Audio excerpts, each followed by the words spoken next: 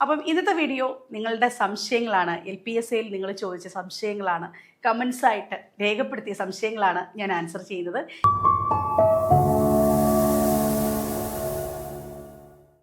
Hi all, welcome to competitive cracker. LPSA UPSA പരീക്ഷ എഴുതാൻ പോവുകയാണ് നിങ്ങൾ ഓരോരുത്തരും. അപ്പോൾ എഴുതാൻ പോകുന്ന നിങ്ങൾക്ക് ഓരോരുത്തർക്കും നിരവധി സംശയങ്ങളാണ് ഈ പരീക്ഷകളെ പറ്റി ഉണ്ടാകാറുള്ളത്. അപ്പം ഇന്നത്തെ വീഡിയോ നിങ്ങളുടെ സംശയങ്ങളാണ്, LPSAയിൽ നിങ്ങൾ ചോദിച്ച സംശയങ്ങളാണ്, കമൻസ് ആയിട്ട് രേഖപ്പെടുത്തിയ സംശയങ്ങളാണ് ഞാൻ ആൻസർ ചെയ്യുന്നത്. എൻ്റെ പേര് ആശ ബിനീഷ്. കഴിഞ്ഞ 15-ലധികം വർഷമായിട്ട് ഞാൻ കോമ്പറ്റേറ്റീവ് എക്സാം മേഖലയിൽ സജീവ സാന്നിധ്യമാണ്. അപ്പം ഇന്ന് നിങ്ങളുമായിട്ട് നമ്മൾ കമ്മ്യൂണിക്കേറ്റ് ചെയ്യുന്ന ഫസ്റ്റ് ക്വസ്റ്റ്യൻ, അതിന് മുമ്പ് തന്നെ ഞാനൊന്ന് കണ്ടിച്ചോട്ടെ. ഇത് ഈ തവണത്തെ കേറ്ററ്റ് റിസൾട്ടാണ്. ഇത് ഞങ്ങളുടെ കേറ്ററ്റിന് ഏകദേശം 5000-ലധികം റിസൾട്ടുകളാണ് ടീം കോമ്പറ്റേറ്റീവ് ക്രാക്കറിൻ്റെ കുട്ടികൾ നേടി തന്നിരിക്കുന്നത്. അപ്പം വളരെ അഭിമാനപൂർവ്വമായ ഒരു മൊമെൻ്റായിരുന്നു അത്. ആ ഒരു സന്തോഷവും നിങ്ങളുമായിട്ട് ഷെയർ ചെയ്യുന്നു. ഫസ്റ്റ് ക്വസ്റ്റ്യൻ നമുക്ക് ചോദിക്കാം. കേറ്ററ്റ് കാറ്റഗറി 2 നിർബന്ധമാണോ ഈ എക്സാമിന്? കേറ്ററ്റ് കാറ്റഗറി 2 നിർബന്ധമാണ് ഈ എക്സാമിന്. നമ്മൾ ആദ്യം തന്നെ മനസ്സിലാക്കുക, LP എഴുതണമെങ്കിൽ നമ്മുടെ ക്വാളിഫിക്കേഷൻ എന്ന് പറയുന്നത് 1 കാറ്റഗറി പ്ലസ് നമുക്ക് എന്തുണ്ടാവണം? കേറ്ററ്റ് കാറ്റഗറി 1 നമ്മൾ എന്ത് നേടിയവരായിരിക്കണം? TTC നേടിയവരാണെങ്കിൽ നമുക്ക് എന്ത് ചെയ്യാൻ പറ്റും? നമുക്ക് കാറ്റഗറി 1-ൽ പാസ്സായിട്ടുണ്ടെങ്കിൽ നമുക്ക് LP എഴുതാൻ പറ്റും. ഇനി UPക്ക് എഴുതണമെങ്കിൽ ഇത്തവണ ഗവൺമെൻറ് പറഞ്ഞിരിക്കുന്നത് എന്താണ്? 2 കാറ്ററ്റ് കാറ്റഗറി 2, അതായത് BEdോ അല്ലെങ്കിൽ TTC കഴിഞ്ഞ് നമ്മൾ ഡിഗ്രി എടുത്തിട്ടുള്ളവരോ ആണെങ്കിലാണ് നമുക്ക് എന്ത് എഴുതാൻ പറ്റുന്നത്? കേറ്ററ്റ് കാറ്റഗറി 2 ഉണ്ടെങ്കിലാണ് നമുക്ക് UP എഴുതാൻ പറ്റുന്നത്. ആ 2 എന്ന് പറയുന്നത് ഇത് എന്തിൽ വന്നതാണ്? ഈയിടെ വന്ന നമ്മുടെ ഒരു വിജ്ഞാപനവുമായി ബന്ധപ്പെട്ട വാർത്തയാണ്, സർക്കുലറുമായി ബന്ധപ്പെട്ട വാർത്തയാണ്. അപ്പോൾ ഇവിടെ ഈ 2 എന്ന് പറയുന്നത് either social science or science ആകാം, കുഴപ്പമൊന്നുമില്ല കേട്ടോ. അപ്പോൾ കേറ്ററ്റ് കാറ്റഗറി 2 നിങ്ങൾക്കുണ്ടെങ്കിലാണ് നിങ്ങൾക്ക് എന്ത് എഴുതാൻ പറ്റുന്നത്? നമ്മുടെ എക്സാം UP എഴുതാൻ സാധിക്കുന്നത്. Okay, next question. LP UPയുടെ നോട്ടിഫിക്കേഷൻ എപ്പോൾ വരും? എക്സാം എന്നത് പറയാൻ സാധിക്കുമോ? ഇതാണ് ചോദ്യം. ആദ്യം മനസ്സിലാക്കേണ്ടത്, നമ്മുടെ LP UPയുടെ നോട്ടിഫിക്കേഷൻ എന്ന് പറയുന്നത് 2026 ഡിസംബർ 31 നമുക്ക് എക്സ്പെക്റ്റ് ചെയ്യാൻ സാധിക്കും. കഴിഞ്ഞ തവണത്തെ ബേസ് ചെയ്ത് പറയുകയാണെങ്കിൽ PSC എക്സാം ഇത് കഴിഞ്ഞിട്ട് ഒരു 6 മന്ത്സിനുള്ളിലായിരിക്കും നടക്കുന്നത്. മനസ്സിലായോ? അതായത് എപ്പോഴും നമുക്കറിയാം PSC എക്സാംസ് നടന്ന് ശേഷം നമുക്കിവിടെ ഒരു ഇൻ്റർവ്യൂവും കൂടിയുണ്ട്, എന്നിട്ടാണ് നമുക്ക് റാങ്ക് ലിസ്റ്റ് വരുന്നത്, അല്ലേ? അപ്പോൾ അതുകൊണ്ട് തന്നെയാണ് ഇതിന് നോട്ടിഫിക്കേഷൻ ഡേറ്റ് 2026 ഉണ്ടാകും. അപ്പോൾ ഈ 6 മന്ത്സ് എന്ന് പറയുമ്പോൾ ജൂൺ ജൂലൈ കാലഘട്ടങ്ങളിൽ നമുക്ക് എന്ത് വരും? 2027 ജൂലൈ ഏകദേശം ഉള്ളിൽ എക്സാംസ് ഉണ്ടാകും. കഴിഞ്ഞ തവണ നടന്ന ആദ്യത്തെ എക്സാം UPയും LP അത് കഴിഞ്ഞ ശേഷവുമാണ് നടന്നത്. അതായത് 2 എക്സാമും സെപ്പറേറ്റ് ആണ്. മനസ്സിലായോ? ഇനി ഈ 2 എക്സാം നടക്കുന്ന മീഡിയം എന്ന് പറയുന്നത് എന്താണ്? മലയാളമാണ്. ബേസിക് കാര്യങ്ങളാണ് ഇതൊക്കെ, പലർക്കും പക്ഷെ അറിയില്ല, മലയാളമാണ്. മനസ്സിലായോ? ഇനി ഇത് ജില്ലാ വൈസ് പരീക്ഷയാണ്, മനസ്സിലാക്കിക്കോളൂ. അടുത്ത ചോദ്യം എന്ന് പറയുന്നത് LP UP നോട്ടിഫിക്കേഷൻ കഴിഞ്ഞു, ജോലി സാധ്യത കുറവല്ലേ, നിയമനം നടക്കുന്നുണ്ടോ എന്നുള്ളതാണ്. ഇപ്പം ഈ വീഡിയോ ഇന്നിപ്പം എടുക്കുമ്പോൾ 3 ജൂണിലാണ് ഞാൻ ഈ വീഡിയോ എടുക്കുന്നത്. അപ്പോൾ ഈ വീഡിയോ എടുക്കുമ്പോൾ ഈ വീഡിയോയിൽ എനിക്ക് പറയാൻ പറ്റും, ഇന്നലെ SIയുടെ 45 നിയമനങ്ങളാണ്, 45 പോസ്റ്റുകളിലേക്കാണ് ഇന്നലെ എന്ത് നടന്നത്? SIയുടെ അഡ്വൈസ് പോയത്. കഴിഞ്ഞ ആഴ്ചകളിൽ നമ്മുടെ തൃശ്ശൂർ ജില്ലയ്ക്ക് 23 അഡ്വൈസ് പോയിട്ടുണ്ടായിരുന്നു. അപ്പം ഓരോ ഇതിലും കഴിഞ്ഞ ആഴ്ച ജൂൺ 1-ന് വയനാട് ഏകദേശം അത് നമ്മുടെ സ്പെഷ്യൽ കാറ്റഗറിയിലുള്ള ലിസ്റ്റിൽ നിന്നും 14 പേരാണ്, 14 15 പേരാണ് ജോയിൻ ചെയ്തത്. പലപ്പോഴും ഇതൊന്നും നമ്മുടെ വെബ്സൈറ്റുകളിലേക്ക് അപ്ഡേറ്റ് ആവുന്നില്ല. അപ്പോൾ പ്രോപ്പറായിട്ട് തന്നെ നിയമനങ്ങൾ നടക്കും. പഴയതുപോലെ വലിയ ബൾക്കായിട്ട് നടക്കുന്നുണ്ടോ എന്ന് ചോദിച്ചാൽ ഇല്ല, ഇടയ്ക്കൊന്ന് ഫ്രീസ് ആയിട്ടുണ്ടായിരുന്നു. അതിലേക്ക് വരുമ്പോൾ 2 കാര്യങ്ങളാണ് നമ്മൾ ശ്രദ്ധിക്കേണ്ടത്. നമ്മൾ കുട്ടികൾ സ്കൂളുകളിലേക്ക് എത്തിപ്പെട്ട് കഴിഞ്ഞാൽ നമുക്ക് എന്ത് കിട്ടും? നിയമനങ്ങൾ കിട്ടും, അല്ലേ? അപ്പം അതിൽ മറ്റൊരു കാര്യം കൂടെ ശ്രദ്ധിക്കുക. ഇത് നമ്മുടെ മെയ് 31, 2021 വാർത്തയാണ്. 12,360 ജീവനക്കാർ ആണ് റിട്ടയർമെൻ്റ് ഉണ്ടായിരുന്നത്. ബൾക്ക് റിട്ടയർമെൻ്റ് ആണ് ഉണ്ടായത്, സർക്കാർ സർവീസിൽ നിന്ന് ഇറങ്ങിപ്പോകുന്നതാണ്. അപ്പോൾ ഈ വേക്കൻസികളിൽ കൂടുതലും എന്താണ്, ടീച്ചേഴ്സ് ആയിരുന്നു. ഈ വേക്കൻസികളൊക്കെയും ഇപ്പോൾ തുടർന്ന് വരുന്ന ലിസ്റ്റുകളിലേക്കുള്ളതാണ്. അപ്പം നിങ്ങൾ വാർത്തകളിലല്ല ശ്രദ്ധിക്കേണ്ടത്, പഠനത്തിൽ തന്നെ ശ്രദ്ധിക്കുക. ദെൻ അടുത്തത് നോക്കിയേ, എപ്പോൾ പഠിച്ചു തുടങ്ങണം? ഒരു വർഷം നടക്കുന്ന പരീക്ഷയ്ക്ക് ഇത്രയും നേരത്തെ തുടങ്ങണോ? വളരെ ഇമ്പോർട്ടൻ്റ് ആയിട്ടുള്ള ഒരു ചോദ്യമാണ്. ഈ ചോദ്യം എന്താണ് പ്രത്യേകത? ഈ ചോദ്യത്തിൻ്റെ പ്രത്യേകത എന്താണെന്ന് വെച്ച് കഴിഞ്ഞാൽ, പഠിക്കാനായിട്ട് നമ്മളെപ്പോഴും കണ്ടെത്തുന്നത് എന്താണ്? നമുക്ക് ഏറ്റവും അത്യാവശ്യമായിട്ട് വേണ്ടത് സമയമാണ്. അപ്പോൾ ഈ പഠനം എന്ന് പറയുന്ന അത്ര സുഖകരമായ ഏർപ്പാടൊന്നുമല്ല. ഒരു 30 വയസ്സിന് ശേഷം പഠിക്കുക എന്ന് പറയുമ്പോൾ കുറച്ചുകൂടെ ബുദ്ധിമുട്ടുള്ള ഏരിയയാണ്. 25 വയസ്സിന് ശേഷമായാലും നമ്മൾ പഠിക്കുമ്പോൾ നമ്മൾ പലവിധ സമ്മർദ്ദങ്ങളിലൂടെയാണ് കടന്നു പോകുന്നത്. ഒരു വർഷക്കാലം മുഴുവൻ അല്ലെങ്കിൽ 2 വർഷക്കാലം മുഴുവൻ ഒരു PSC പരീക്ഷയ്ക്ക് പ്രിപ്പയർ ചെയ്യുന്നു എന്ന് പറയുമ്പം സാധാരണക്കാരനെ സംബന്ധിച്ചിടത്തോളം ആ സിസ്റ്റത്തിൽ മാത്രമേ വിശ്വസിക്കാൻ പറ്റത്തുള്ളൂ. അല്ലാതെ നമുക്കാർക്കും 50 ലക്ഷം രൂപയോ 60 ലക്ഷം രൂപയോ 45 ലക്ഷം രൂപയോ കൊടുത്ത് നമുക്കാർക്കും എന്തിലേക്ക് പോകാൻ പറ്റത്തില്ല, ഒരു മാനേജ്മെൻറ്റ് സീറ്റിലേക്ക് പോകാൻ പറ്റത്തില്ല. ഇനി മാനേജ്മെൻറ്റ് സീറ്റിൽ പോയാൽ തന്നെ അവിടെ എന്താണ് ഉള്ള പ്രശ്നം? അവിടെ നമുക്കിത് കിട്ടുമോ, അല്ലെങ്കിൽ അവിടെയും ഈ സീറ്റ് കൺഫർമേഷൻ ആകാൻ വേണ്ടിയുള്ള വലിയ നൂലാമാലകളാണുള്ളത്, അല്ലേ? ഇപ്പോൾ നമുക്ക് വിശ്വസിക്കാൻ പറ്റുന്നത് നമ്മളുടെ എഫേർട്ട് ഇടുക, നമുക്ക് പഠിക്കുക എന്നുള്ളതാണ്. സോ മത്സര പരീക്ഷ, ഒരു വർഷത്തിന് മുമ്പിൽ നടക്കുന്ന ഈ മത്സര പരീക്ഷയിൽ നിങ്ങൾ ആദ്യത്തെ റാങ്കിൽ എത്തപ്പെട്ടാൽ മാത്രമാണ് നിങ്ങൾക്ക് കൺഫേം ആയിട്ട് ജോലി കിട്ടും എന്ന് പറയാൻ പറ്റത്തുള്ളൂ. ഏതെങ്കിലും ഒരു സപ്ലിമെൻ്ററി ലിസ്റ്റിലോ ലിസ്റ്റിൻ്റെ ഏറ്റവും അവസാനത്തേക്കോ പോയിട്ടൊന്നും നമുക്കൊരു നിയമനം കിട്ടാൻ പോകുന്നില്ല. അതുകൊണ്ട് തന്നെ നമ്മളെല്ലാം പഠിച്ചു കഴിഞ്ഞാൽ ഇത് കിട്ടും. ഏത് സാധാരണക്കാരനും പഠിക്കാവുന്ന ടോപ്പിക്ക് മാത്രമേ ഉള്ളൂ. അതുകൊണ്ട് തന്നെ 30 വയസ്സിന് ശേഷം പഠിക്കുമ്പോൾ നമ്മൾ പലവിധ സാഹചര്യത്തിലൂടെയായിരിക്കും പഠിക്കുന്നത്. മറന്നുപോയിട്ടുണ്ടാകും, ആരോഗ്യസ്ഥിതി മോശമായിരിക്കും, കുടുംബത്തിൻ്റെ പ്രാരാബ്ധം ഉണ്ടാകും. അപ്പോൾ ഇതിനിടയ്ക്കൂടെ പഠിക്കുക എന്ന് പറഞ്ഞാൽ അത്ര സുഖമുള്ള കാര്യമൊന്നുമല്ല. ആ സമയം നേരത്തെ പഠിച്ചു കഴിഞ്ഞാൽ, റിലാക്സ്ഡ് ആയിട്ട് ഉള്ള സമയം യൂട്ടിലൈസ് ചെയ്ത് കഴിഞ്ഞു കഴിഞ്ഞാൽ നമുക്ക് എന്ത് മാറ്റാൻ പറ്റും? ടെൻഷൻ മാറി നല്ല ഹാപ്പി ആയിട്ട് പരീക്ഷ എഴുതാൻ പറ്റും. സോ റെലവൻസ് ഉള്ള ക്വസ്റ്റ്യനാണ്, നേരത്തെ തന്നെ പഠിക്കുക. ഓക്കെ, ദെൻ അടുത്ത ചോദ്യം എന്ന് പറയുന്നത്, എന്താണ് SCRT ചാപ്റ്റേഴ്സ്? ഇവ പഠിക്കേണ്ടതുണ്ടോ എന്നാണ്. നമുക്കറിയാം, മത്സര പരീക്ഷകളിൽ ഏറ്റവും കൂടുതൽ ചോദിക്കുന്ന 2 ഏരിയ, കണക്ക്, ഇംഗ്ലീഷ്, മലയാളം കഴിഞ്ഞു കഴിഞ്ഞാൽ നമ്മളെപ്പോഴും പഠിക്കേണ്ട 2 ഏരിയ എന്ന് പറഞ്ഞാൽ നമ്മുടെ സോഷ്യൽ GKയും പിന്നെ സയൻസുമാണ്. ഇവ രണ്ടും ചോദിക്കുന്നത് എന്തിനെ ബേസ് ചെയ്തിട്ടാണ്? SCRTയെ ബേസ് ചെയ്തിട്ടാണ്. പണ്ട് സ്റ്റാറ്റിക് GK എന്ന് പറയുന്ന കാര്യമായിരുന്നു കൂടുതൽ ചോദിച്ചതെങ്കിൽ ഇപ്പോൾ അതല്ല ചോദിക്കുന്നത്. എന്താ? SCRTയിൽ എന്താണ് ഉള്ളത് അതാണ് ചോദിക്കുന്നത്. അപ്പോൾ ഒരു കാര്യത്തിൻ്റെ ഫൗണ്ടേഷൻ കിട്ടാനായിട്ട് നമുക്ക് എന്ത് പഠിക്കാം? SCRT പഠിക്കാം. അപ്പോൾ ഫോർ എക്സാമ്പിൾ നിങ്ങളോട് പറയുകയാണ്, ചലനം എന്ന് പറഞ്ഞ് നിങ്ങളുടെ സിലബസിലുള്ള ഒരു ചാപ്റ്റർ. ഈ ചലനം നിങ്ങൾ പഠിക്കുമ്പോൾ നിങ്ങൾ എങ്ങനെ പഠിക്കണം? SCRT 5ാം ക്ലാസ്സിൽ എന്തുണ്ടോ നോക്കുക. ചലനമുണ്ടോ? ഉണ്ടെങ്കിൽ 5ൽ പഠിക്കണം, 6ലെ പഠിക്കണം. ഇനി 7ലില്ലെങ്കിൽ 7ലെ പഠിക്കേണ്ട, 8ലെ പഠിക്കണം. അല്ലാതെ മുഴുവൻ SCRT ചാപ്റ്റേഴ്സും, സിലബസിൽ ഇല്ലാത്ത SCRT ചാപ്റ്റേഴ്സ് പഠിക്കാനല്ല ഞാൻ പറയുന്നത്. ഓർഡർ വൈസ് എന്ത് പഠിക്കണം? ഈ SCRT പഠിക്കണം. ഫുൾ SCRT 5ലെ സയൻസ് മുഴുവൻ വായിച്ചു തീർക്കുന്നു, 6ലെ സയൻസ് മുഴുവൻ വായിച്ചു തീർക്കുന്നു, 7ലെ, അങ്ങനെയല്ല വേണ്ടത്. സിലബസിലുള്ള ചാപ്റ്റർ ലിസ്റ്റ് ഉണ്ട്, അത് മാത്രം പഠിച്ചാൽ മതി. ഓക്കെ, ഇനിയും ഇവിടെ പഠിക്കുമ്പോൾ ഇംഗ്ലീഷും മലയാളവും ഒക്കെ നമ്മൾ ഇവിടുന്ന് പഠിക്കേണ്ടതുണ്ടോ? മലയാളത്തിൻ്റെ ഒരു ട്രെൻഡിലൊക്കെ കഥാകൃത്തുക്കളെ പറ്റി, അവരുടെ അർത്ഥങ്ങളൊക്കെ നമ്മുടെ എക്സസൈസിൽ കൊടുക്കുന്നതൊക്കെ നമ്മളോട് ചോദിക്കുന്നുണ്ട്.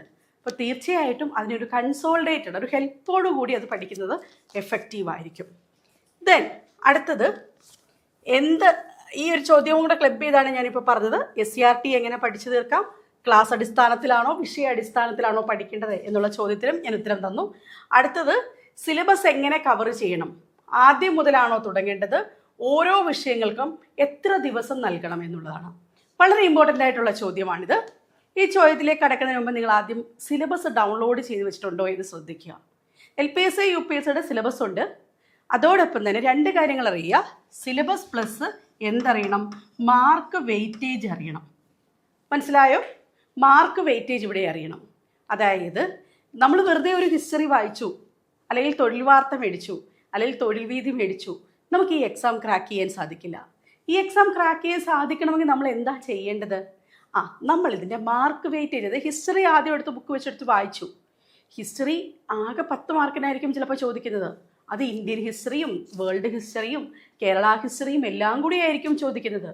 അത് വായിച്ചുകൊണ്ട് മാത്രം ഇരുന്ന് കഴിഞ്ഞാൽ നമുക്ക് 27 മാർക്കുള്ള സയൻസിനാണ് നമ്മൾ ഇവിടെ GK-യെക്കാളും കൂടുതൽ വെയിറ്റേജ് കൊടുക്കേണ്ടത് അല്ലേ? അപ്പം നമ്മൾ പഠിക്കേണ്ടത് സിലബസിലുള്ള മാർക്ക് വെയിറ്റേജിനെ ബേസ് ചെയ്ത് വേണം നമ്മൾ പഠിക്കാൻ അല്ലേ? അവിടെ നമുക്ക് മാർക്ക് കിട്ടുന്ന ഏരിയാസിന് കൂടുതൽ ഫോക്കസ് കൊടുക്കണം. ഇപ്പോൾ കേരള ഹിസ്റ്ററി ആണെങ്കിൽ അതിലെ 5 മാർക്കിന് അല്ലെങ്കിൽ ഹിസ്റ്ററി എന്ന് പറയുന്ന ചോദ്യങ്ങളിൽ എത്ര മാർക്കുകൾക്കാണ് കേരള ചോദിക്കുന്നത്, അവിടെ ഏത് ഭാഗത്തിനാണെന്ന് മനസ്സിലാക്കി വേണം വെയിറ്റേജ് കൊടുക്കാൻ. അല്ലാതെ കണ്ണുമടച്ച് നമ്മൾ എന്ത് ചെയ്യരുത്, ആദ്യം മുതൽ ഒരു റാങ്ക് ഫെയിൽ വായിച്ചാൽ നമുക്കിത് കിട്ടില്ല. ഓക്കെ, അടുത്ത ചോദ്യം സിലബസിലുള്ള മാത്സ്, ഇംഗ്ലീഷ്, മലയാളം എന്നിവയെ ബേസ് ചെയ്തിട്ടുള്ള ചോദ്യമാണ്. ഈ MEM എങ്ങനെ വഴക്കമുള്ളതാക്കാം? നമുക്കറിയാം 15 മാർക്കിനാണ് കണക്ക് ചോദിക്കുന്നത്. അത് കണക്കും റീസണിങ്ങും കൂടിയാണ്. അതോടൊപ്പം തന്നെ മലയാളം 10 മാർക്ക്, അതോടൊപ്പം തന്നെ എന്താണ് നമ്മുടെ ഇംഗ്ലീഷ് 10 മാർക്ക്. അപ്പം നമ്മൾക്ക് അറിയാവുന്നതാണ് ഇവിടെ ഒരു ഡിസ്ട്രിബ്യൂഷൻ ബേസ് പറയുമ്പം അത്യാവശ്യം ഹൈ വെയിറ്റേജ് ഉള്ള ഏരിയയാണ് ഈ ഒരു പോർഷൻ എന്ന് പറയുന്നത് അല്ലേ? അപ്പം ഈ പോർഷന് എങ്ങനെ പഠിക്കണം? എല്ലാവർക്കും ഇംഗ്ലീഷ് ഇഷ്ടമുണ്ടാവണമെന്നില്ല, എല്ലാവർക്കും കണക്ക് ഇഷ്ടമാവണമെന്നില്ല. പക്ഷേ ചിലവർ പറയാനുണ്ട് ഞാൻ ഇംഗ്ലീഷിൽ ഒരു ക്വസ്റ്റ്യൻ പോലും അറ്റൻഡ് ചെയ്യാറില്ല. ഒന്ന് ആലോചിച്ച് നോക്കിക്കേ, നമുക്ക് ചില കാര്യങ്ങൾ നന്നായിട്ട് പറഞ്ഞു തന്നു കഴിഞ്ഞാൽ നമുക്കിത് മനസ്സിലേക്ക് കയറും. ഇന്നത്തെ കാലത്ത് ഒരു കാര്യം ഒഴിവാക്കിയിട്ട് മത്സര പരീക്ഷയ്ക്ക് പോകാൻ പറ്റില്ല. കാരണം കോമ്പറ്റീഷൻ ഹയർ ആണ് അല്ലേ? പഴയതുപോലല്ല. പണ്ടൊക്കെ നമ്മൾ പറയായിരുന്നു നമ്മൾ കറക്കി കുത്തി എഴുതിയ GK മാത്രം എഴുതിയ കഴിഞ്ഞ ഒരു 10 വർഷം അല്ലെങ്കിൽ 15 വർഷം മുമ്പൊക്കെ ജോലി കിട്ടുമായിരുന്നു, കുറച്ചെങ്കിലും, ഫുള്ളായിട്ട് കിട്ടണമെന്നല്ല. പക്ഷേ ഈ ഒരു ട്രെൻഡ് ഇപ്പോൾ മാറി, എല്ലാവരും പഠിച്ചിട്ടാണ് പരീക്ഷയിൽ എഴുതുന്നത്. അപ്പോൾ ഈ ഒരു ഏരിയയുടെ ഏറ്റവും വലിയ ഗുണം എന്താണെന്ന് വെച്ച് കഴിഞ്ഞാൽ അവിടെ ആൻസർ നമ്മൾ ബബിൾ ചെയ്യുമ്പോൾ നമുക്ക് ഉറപ്പിക്കാൻ പറ്റും. അറിയാവുന്ന കണക്ക് ചെയ്ത് നോക്കി പ്രോപ്പർ ആൻസർ കിട്ടുമ്പോഴാണ് നമ്മൾ എന്ത് ചെയ്യുക, കണക്കിലേക്ക് ആൻസർ മാർക്ക് ചെയ്യുന്നത് അല്ലേ? അല്ലാതെ അല്ലല്ലോ നമ്മൾ മാർക്ക് ചെയ്യുന്നത്. എലിമിനേഷൻ ടെക്നിക്ക് ആയാലും ഷോർട്ട് കട്ട്സ് ആയാലും നമുക്കൊരു ആൻസർ കിട്ടും. അപ്പം നമുക്കറിയാം അത് ശരിയാണോ തെറ്റാണോ എന്ന്. ഇപ്പോൾ GK-യിലേക്ക് വരുമ്പോൾ ചിലപ്പോൾ സ്റ്റേറ്റ്മെൻറ്റ് ബേസ് ക്വസ്റ്റ്യൻസ് ആയിരിക്കും. അത് നമുക്ക് പൂർണ്ണമായിട്ടും ചെയ്തുകൊണ്ടിരിക്കാൻ സാധിക്കുമെന്ന് പറയാൻ പറ്റത്തില്ല. ഇവിടെ ഈ MEM എന്ന് പറയുന്നതിൽ ഡെയിലി പ്രാക്ടീസ് ഉണ്ട് എങ്കിൽ ഏതൊരാൾക്കും ഇതിനെ വരുതിയിലാക്കാവുന്നതേ ഉള്ളൂ. 10ാം ക്ലാസ് അല്ലെങ്കിൽ 12ാം ക്ലാസ് ബേസ് ചെയ്തിട്ടുള്ള എന്താ ഉള്ളൂ GK പോർഷൻസ് ചോദിക്കും. ഇവിടെ 10ാം ക്ലാസ് ബേസ് ചെയ്ത കണക്കേ ചോദിക്കത്തുള്ളൂ അല്ലേ? അപ്പോൾ അത് നമുക്ക് പഠിച്ചെടുക്കാവുന്നതേ ഉള്ളൂ. പക്ഷെ അവിടെ എന്താ വേണ്ടത്? ഡെയിലി പ്രാക്ടീസ് മസ്റ്റാണ്. അങ്ങനെ മാത്രമേ നമുക്കിതിനെ വഴക്കമുള്ളതാക്കാൻ പറ്റത്തുള്ളൂ. അതോടൊപ്പം തന്നെ കുറേയധികം PYQs ചെയ്ത് നോക്കുക. നെക്സ്റ്റ് ക്വസ്റ്റ്യൻ ഹിസ്റ്ററി ബാക്ക്ഗ്രൗണ്ട് ആണ്.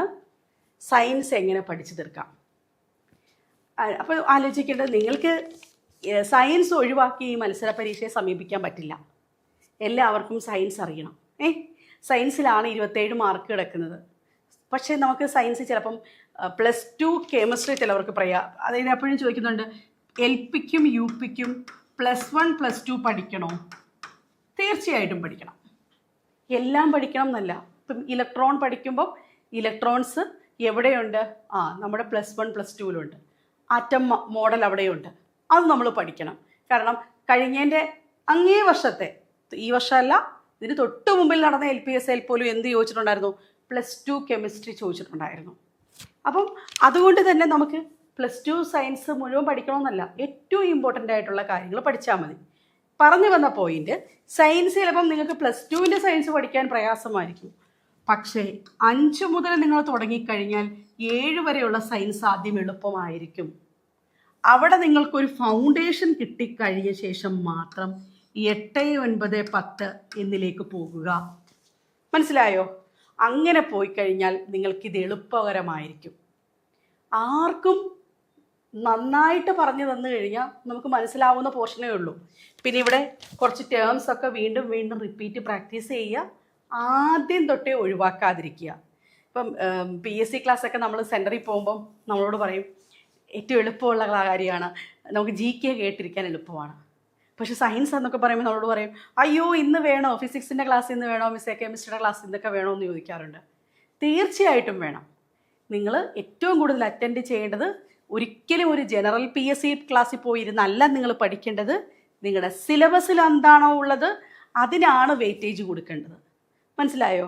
സയൻസിന് വെയിറ്റേജ് കൊടുക്കുക, MEMന് വെയിറ്റേജ് കൊടുക്കുക, സൈക്കോളജിക്ക് വെയിറ്റേജ് കൊടുക്കുക. ഇതൊക്കെ നല്ല അധ്യാപകർ പഠിപ്പിച്ചാലേ നിങ്ങൾക്ക് എന്ത് ചെയ്യാൻ സാധിക്കത്തുള്ളൂ? ക്ലിയർ ചെയ്യാൻ സാധിക്കുകയുള്ളൂ. ഓക്കെ, അടുത്ത ചോദ്യം. ഇത് എപ്പോഴും ഞങ്ങൾ കേൾക്കുന്ന ചോദ്യങ്ങളാണ്. BEdന്റെ സൈക്കോളജി ഇംഗ്ലീഷിലായിരുന്നു, പരീക്ഷ മലയാളത്തിലാണ്. ഈ പ്രശ്നത്തിന് പരിഹാരം എന്ത്? കേട്ടിട്ട് UP എഴുതുന്ന മിക്കവരും പറയും അല്ലേ? നമുക്കറിയാം, ഇത് നിങ്ങളെപ്പോലെ തന്നെ എല്ലാവരും മലയാളത്തിലാണോ പഠിച്ചത്? എല്ലാവരും ഇംഗ്ലീഷിലാണോ പഠിച്ചത്? നിങ്ങൾ മാത്രമാണോ ഈ പ്രശ്നം ഫേസ് ചെയ്യുന്നത്? എല്ലാവരും പഠിച്ചല്ല. 2 ഓപ്ഷൻ ഉണ്ടായിരുന്നില്ലല്ലോ. സൈക്കോളജി പഠിക്കാൻ മുന്നിലുള്ള ഒരേ ഒരു ഓപ്ഷനേ ഉള്ളൂ. അത് എന്തിലാണ്? മലയാളത്തിൽ പഠിക്കുക എന്നുള്ളതല്ല, ഇംഗ്ലീഷിൽ പഠിക്കുക എന്നുള്ളതാണ്. പിന്നെ DLEdൻ്റെയൊക്കെ ചില പുസ്തകങ്ങൾ നമ്മുടെ കയ്യിൽ മലയാളത്തിൽ ഇപ്പോൾ അവൈലബിൾ ആണ് അല്ലേ? അതല്ലാതെ നമ്മുടെ മുന്നിൽ എല്ലാവരും ഇത് ഇംഗ്ലീഷിൽ പഠിച്ചതാ. അപ്പോൾ അത് നിങ്ങളുടെ മാത്രം ഒരു കോമൺ പ്രശ്നമല്ല. ചിലവർ CBC സ്കൂളിലൊക്കെ പഠിച്ചു വന്നിട്ടവരുണ്ടായിരിക്കും. അവർക്ക് ചില ടേംസേ മലയാളത്തിലൊട്ടും അറിവുണ്ടാവത്തില്ല. ഇവിടെ സയൻസിലെയൊക്കെ ടേംസ് മലയാളത്തിൽ ചോദിക്കുമ്പോൾ അവർക്ക് ബുദ്ധിമുട്ടായിരിക്കും. കണക്കിലെ ചില ടേംസ് ചോദിക്കുമ്പോൾ ബുദ്ധിമുട്ടായിരിക്കും. പക്ഷെ ആദ്യം അതിനുവേണ്ടി പഠിച്ചു തുടങ്ങുമ്പം ഒരു ഡിക്ഷണറീസ് ക്രിയേറ്റ് ചെയ്യുക.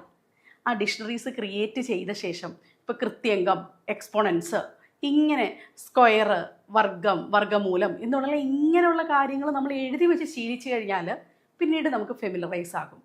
നേരത്തെ പഠിച്ചു തുടങ്ങിയ ഒരു പ്രശ്നവും ഉണ്ടാവില്ല. ഓരോ ചെറിയ ചെറിയ കാര്യങ്ങൾക്ക് നിങ്ങൾ കിറ്റ് ചെയ്യാൻ പോയി കഴിഞ്ഞാൽ നിങ്ങൾക്ക് പിന്നീട് ഇത് കിട്ടുകയില്ല. മനസ്സിലായോ? അടുത്തത്, എപ്പോഴാണ് റിവിഷൻ തുടങ്ങേണ്ടത്? അതിൻ്റെ പ്രാധാന്യം. ഈ റിവിഷൻ എന്ന് പറയുന്ന കാര്യം എന്ന് പറയുന്നത്, ഞാൻ എല്ലാം LP UP പഠിച്ച് കഴിഞ്ഞ ശേഷം റിവിഷൻ തുടങ്ങാം, ഇങ്ങനെ ചിന്തിക്കുകയാണെങ്കിൽ നിങ്ങൾ ഒരിക്കലും തുടങ്ങില്ല. നമുക്ക് ആദ്യം നമ്മുടെ ഒരു സ്ട്രാറ്റജി എന്താണെന്ന് വെച്ച് കഴിഞ്ഞാൽ, ഇപ്പം ഞാൻ ചെയ്യിപ്പിക്കുന്നത് എന്താണെന്ന് വെച്ച് കഴിഞ്ഞാൽ, നമ്മൾ ആദ്യം ഒരു 3 months ഇപ്പം ഇനി അടുത്ത ഒരു വർഷത്തേക്കാണ് അടുത്ത ഒരു സമയമുള്ളതെങ്കിൽ ഞാൻ എപ്പോഴും ഒരു 3 months കൊണ്ട് മിനിമം പോർഷൻസ് ആദ്യത്തെ ഫേസിലെ ഒരു 50% പോർഷൻസ് കവർ ചെയ്തിരിക്കും. 6 months കൊണ്ട് ഫസ്റ്റ് കംപ്ലീറ്റ് പോർഷൻ റിവിഷൻ ചെയ്യിപ്പിക്കും. അത് കഴിഞ്ഞ് പിന്നീട് എപ്പോഴും റിവിഷൻ ആയിരിക്കും. 2nd phase, 3rd phase, 4th phase, ഇങ്ങനെ റിവിഷൻ തന്നെയായിരിക്കും ചെയ്തുകൊണ്ടിരിക്കുന്നത്. ഇപ്പം എനിക്ക് തോന്നുന്നു ആദ്യത്തെ ബാച്ച് ഞങ്ങൾ 2026-27 വേണ്ടി തുടങ്ങിയ ബാച്ചിൽ 4ാമത്തെ റിവിഷൻ എത്തി. അതിങ്ങനെ കണ്ടിന്യൂസ് ചെയ്യിപ്പിച്ചുകൊണ്ടിരിക്കുക. പഠിച്ചു തന്നെ വീണ്ടും പഠിക്കുന്നു. അതിലെപ്പോഴും ചെയ്യുന്നതെന്ന് വെച്ച് കഴിഞ്ഞാൽ, ഈ റിവിഷൻ എന്ന് പറയുന്നത് എക്സാംസ് ആണ്. റിവിഷൻ നിങ്ങൾ പഠിക്കുന്നു, അതിൻ്റെ കൂട്ടത്തിൽ എക്സാംസ് നടത്തുന്നു. ഡെയിലി 30 മാർക്കിൻ്റെ ക്വസ്റ്റ്യൻസ് ഉണ്ടാകും. ആദ്യം പഠിച്ചു തുടങ്ങുമ്പോൾ തൊട്ട് 30 മാർക്കിൻ്റെ ക്വസ്റ്റ്യൻസ് ഉണ്ടാകും. അന്ന് പഠിക്കുന്നതിനെ ബേസ് ചെയ്ത് അന്ന് ക്വസ്റ്റ്യൻസ്, ടൈം ടേബിൾ തരുന്നതിനെ ബേസ് ചെയ്ത്. ഇത് നിങ്ങൾ റെഗുലർ ആക്കണം. അപ്പോൾ നമുക്ക് എന്താ ഗുണം? ആദ്യം നമ്മൾ തെറ്റിച്ച ചോദ്യങ്ങൾ പോലും പിന്നീട് നമുക്ക് എന്ത് പറ്റും? നമുക്ക് പഠിച്ചില്ലെങ്കിൽ പോലും അത് തെറ്റിയത് നമ്മളൊന്ന് പ്രോപ്പർലി നോക്കിക്കഴിഞ്ഞാൽ നമുക്ക് ആ നെഗറ്റീവ് ഒഴിവാക്കാൻ സാധിക്കും. മനസ്സിലായോ? അപ്പോൾ അതിലേക്ക് വേണം നിങ്ങൾ എത്താനായിട്ട്. ആദ്യം മുതൽ റിവിഷന് പ്രാധാന്യം കൊടുക്കുക. വളരെ ഇമ്പോർട്ടൻ്റ് ആണ് റിവിഷൻ എന്ന് പറയുന്നത്. ഓക്കെ, ഇപ്പം എനിക്ക് തോന്നുന്നു ഇതെല്ലാം നിങ്ങളുടെ എല്ലാ ചോദ്യങ്ങളാണ്. ആ ചോദ്യങ്ങൾ ക്ലാരിറ്റി ആയെന്ന് വെച്ചു. മോക്ക് ടെസ്റ്റ് PYQ ടോപ്പിക്കിന് തീർത്തതിന് ശേഷം മാത്രമല്ലേ ആരംഭിക്കേണ്ടത്? ഇപ്പം മനസ്സിലായല്ലോ.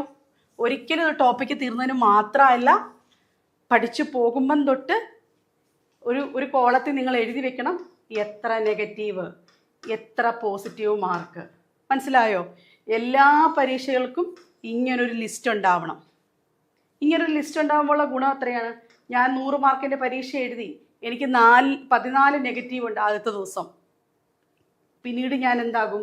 ഈ 14 റെഡ്യൂസ് ചെയ്ത് തരും. ഇത് ഞാൻ പറയാൻ കാരണം ഞാൻ എടുത്ത സ്ട്രാറ്റജീസ് ഇതാണ്. ഞാൻ കോമ്പറ്റേറ്റീവ് എക്സാമിന് പ്രിപ്പയർ ചെയ്യുന്ന സമയത്ത് എൻ്റെ സ്ട്രാറ്റജി എങ്ങനെയായിരുന്നു? എഴുതി വെച്ച് ഞാൻ എത്ര റൈറ്റ് ആൻസർ ഉണ്ട്, എത്ര റോങ് ആൻസർ ഉണ്ട്, അതിനകത്ത് തെറ്റിക്കുന്നതിനെ വീണ്ടും പഠിക്കുന്നു. അങ്ങനെയാകുമ്പോൾ സ്വാഭാവികമായിട്ടും നമ്മളിപ്പോൾ കഴിഞ്ഞ തവണ LPSI UPSIയിൽ ചെയ്യിപ്പിച്ചപ്പം എന്നോട് ചില കുട്ടികൾ പറഞ്ഞിട്ടുണ്ട് 500-ലധികം മോഡൽ എക്സാംസ് അവർ ചെയ്ത് നോക്കിയിട്ടുണ്ട്. അത് പ്രാക്ടീസ് ആകുമ്പോൾ ആരും അത് ചെയ്തു പോകും. ഓക്കെ, ഇനി മോഡൽ എക്സാമിൻ്റെ പ്രാധാന്യം. എക്സാമിനോടനുബന്ധിച്ച് മാത്രമല്ല പോരേണ്ടത്, OMRൽ എഴുതി ശീലിക്കണം. ബബിള് ചെയ്യുന്നത് പ്രോപ്പറായിട്ട് കൊണ്ടുവരണം. കോൺഫിഡൻസോടെ പരീക്ഷ എഴുതണം. ഇപ്പം ചില സമയങ്ങളിൽ നമ്മൾ പ്രാക്ടീസ് ചെയ്യിപ്പിക്കാറുള്ളത് എങ്ങനെയാണെന്ന് വെച്ച് കഴിഞ്ഞാൽ ഉച്ചയ്ക്കാണ് പരീക്ഷ. ചില സമയങ്ങളിൽ പരീക്ഷ ഉച്ചയ്ക്കാണെന്നറിയുമല്ലോ. അപ്പോൾ ഉച്ചയ്ക്ക് 2 മണി തൊട്ട് ചിലപ്പോൾ പരീക്ഷ ഇടും ഞാൻ. കാരണം എന്താ, അവിടെ ചെന്ന് ഹോളിൽ ചെന്ന് 2 മണിക്ക് ഇരിക്കേണ്ട ആൾക്കാരാണ് നിങ്ങൾ. ആ ആൾക്കാരായ നിങ്ങൾ എന്ത് ചെയ്യരുത്, ഉറങ്ങിപ്പോകരുത്. ഇത് പ്രാക്ടീസ് ഉണ്ടെങ്കിൽ അതിനെ നിങ്ങൾക്ക് ഓവർകം ചെയ്യാൻ പറ്റും. പിന്നെ 1.25 മണിക്കൂറാണ് പരീക്ഷയെങ്കിൽ നമ്മളെന്താ 1.5 മണിക്കൂറാണ് പരീക്ഷയെങ്കിൽ നിങ്ങൾ ഇവിടെ 1.25 മണിക്കൂറേ കൊടുക്കത്തുള്ളൂ. ടൈം മാനേജ്മെൻറ്റ് കറക്റ്റ് ചെയ്യണമെങ്കിൽ മോഡൽ എക്സാംസ് ആവശ്യമാണ്. അപ്പോൾ ഇങ്ങനെ ചെയ്യുമ്പോഴാണ് നിങ്ങൾക്ക് എന്ത് ചെയ്യുന്നുള്ളത്, ഒരു പരീക്ഷയിൽ കുറച്ചുകൂടെ കോൺഫിഡൻസ് ആയിട്ട് എഴുതാൻ സാധിക്കുകയുള്ളൂ. ഓക്കെ, അപ്പോൾ മോഡൽ എക്സാംസ് പ്രാധാന്യത്തോട് പറഞ്ഞു. പിന്നെ മറ്റ് ക്വസ്റ്റ്യൻ പേപ്പേഴ്സ് നോക്കണോ? എല്ലാ ക്വസ്റ്റ്യൻ പേപ്പേഴ്സിൻ്റെ എല്ലാ ഏരിയയും നോക്കണം എന്നല്ല.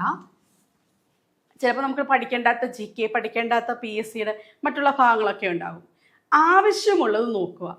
അത് നിങ്ങൾക്ക് കുറച്ച് നാളാകുമ്പോൾ പ്രാക്ടീസ് ആകുമ്പോൾ നിങ്ങൾക്കത് സൂപ്പറായിട്ട് എലിമിനേറ്റ് ചെയ്യാൻ പറ്റുന്നതേ ഉള്ളൂ. അപ്പം ആവശ്യമുള്ള ഏരിയാസ് ക്വസ്റ്റ്യൻ പേപ്പേഴ്സ് കാണുന്നത് എപ്പോഴും ഉപകാരപ്രദമാകും. ഓക്കെ, പിന്നെ കറണ്ട് അഫയേഴ്സ് എങ്ങനെ പഠിക്കാമെന്ന് ചോദിക്കുന്നുണ്ട്. കറണ്ട് അഫയേഴ്സ് അവസാനത്തെ ഒരു ക്ലാപ്സൂൾ അല്ല നിങ്ങൾ പഠിക്കേണ്ടത്. ഒരു മത്സര പരീക്ഷയ്ക്ക് നിങ്ങൾ പ്രിപ്പയർ ചെയ്യുന്നുണ്ടെങ്കിൽ ഡെയിലി കറണ്ട് അഫയേഴ്സ് പ്രാക്ടീസ് ചെയ്യുക. അത് വളരെ ഇമ്പോർട്ടൻ്റ് ആണ്. ആദ്യം മുതലേ തുടങ്ങുക. കാരണം പല ടേംസും നമുക്ക് കിട്ടും. എക്കണോമിക്സുമായിട്ട് ബന്ധപ്പെട്ടത്, അല്ലെങ്കിൽ റിനൈൻസൻസുമായി ബന്ധപ്പെട്ട, അല്ലെങ്കിൽ ജോഗ്രഫിയുമായി ബന്ധപ്പെട്ട പല കാര്യങ്ങളും നമുക്ക് പിന്നീട് ഉപകാരപ്രദമാകുന്നത് ഈ പത്രവായനയിലൂടെയാണ്. സോ പത്രം വായിച്ച് നോട്ട് പ്രോപ്പറാക്കുക. ദെൻ ഇൻട്രസ്റ്റ് ഇല്ലാത്ത സബ്ജക്റ്റ് ഒഴിവാക്കുന്നതിൽ കുഴപ്പമുണ്ടോ എന്ന് ചോദിച്ചിട്ടുണ്ട്. ഇപ്പോൾ 2-3 മാർക്കിനൊക്കെ ചിലപ്പം നമ്മൾ ഡിഗ്രിയുടെ കേസിലൊക്കെ പറയും അതിൻ്റെ പ്രിലിമിനറി ഫേസ് ആണെങ്കിൽ നമുക്ക് വേണ്ടാത്തത് എലിമിനേറ്റ് ചെയ്യാമെന്ന് പറയും.